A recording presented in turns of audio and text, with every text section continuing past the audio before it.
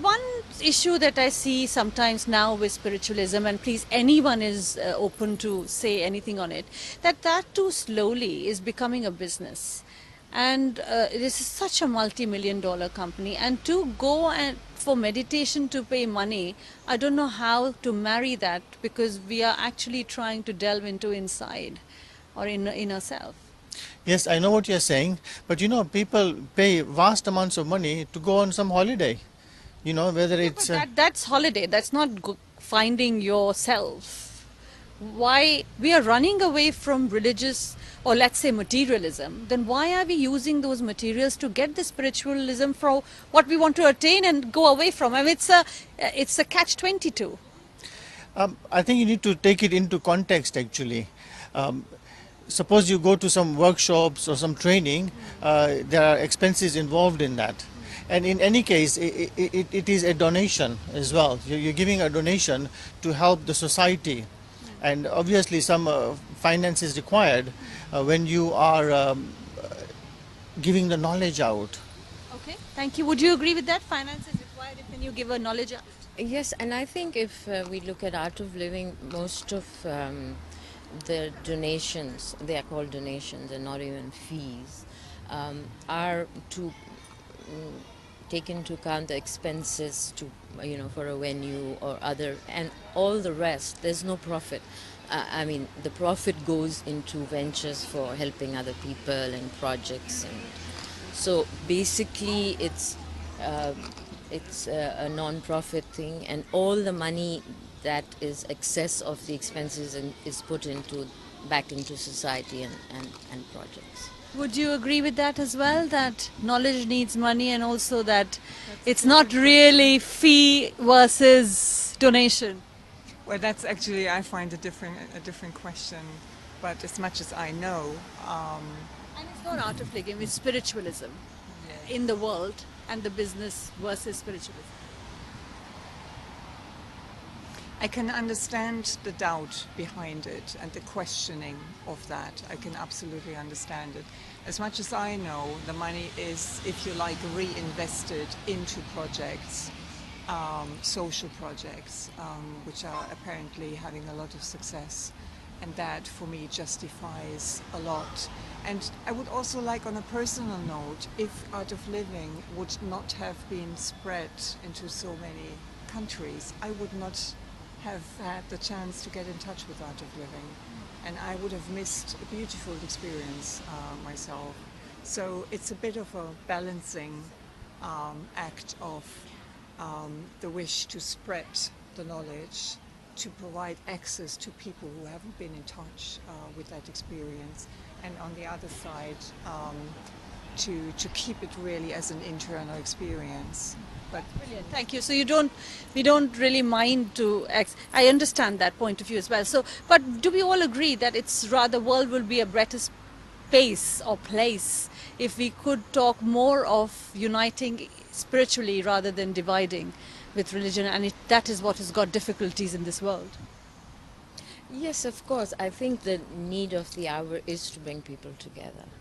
And I think if you, one point of view is it's why all this mess and violence and wars in this world is because people are fighting over their identities. And while identity is important and you keep it, but I think the biggest identity that you need to have in the world is that of a global humanity. And then let your other identities not overtake and play the dominant role in your life. So I feel that it is a crisis of pushing your own little identities that lead to all these, all the violence and all the terrible acts of Heinous acts of violence. Your last words. my last word. Yeah, I agree. It's about connecting different people across borders, across separation, rather than dividing. And that I find is much needed in our world, wherever we look at, more or less. Just a quick last one. Are you one off in your family? Are you seen as different?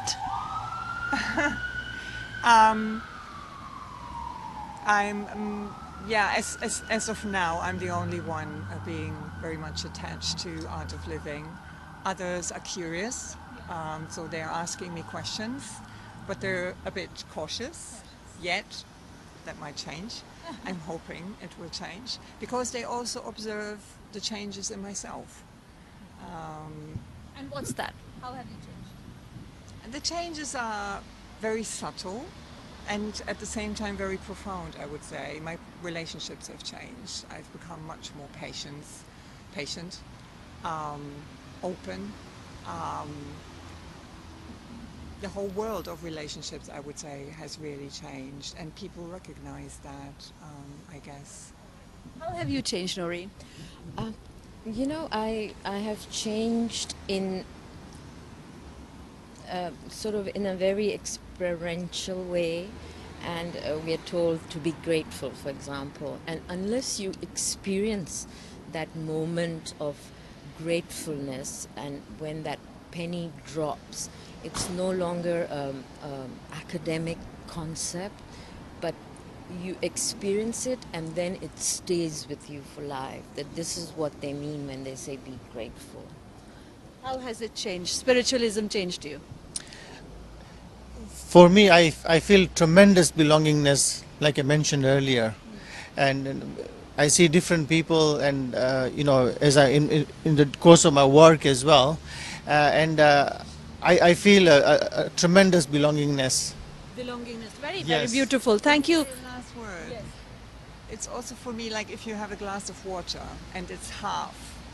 I would say before I was very often having a look at the half empty glass, and now that has changed. So now the focus is looking at things. Yeah. Thank you very, very much, all of you. Very beautiful conversation here on a very beautiful day in London, which is that the oneness of spiritualism is beautiful, bringing the world together. That is what somewhere a lot of the people are moving towards. Maybe we don't listen or hear that. We hear more of the sounds of gun and bombs. But in between all this, there is also a movement of humanity to bring humanity together and get more humane attitude and positive attitude, peaceful attitude in the world rather than dividing in the name of religion. How did you like this chai chat? Please do Twitter me at Lavina Tandon or send me your feedback on chaichat@architect.com. I love to keep speaking to you even though we will meet next week. Till then, thank you, take care and goodbye. God bless.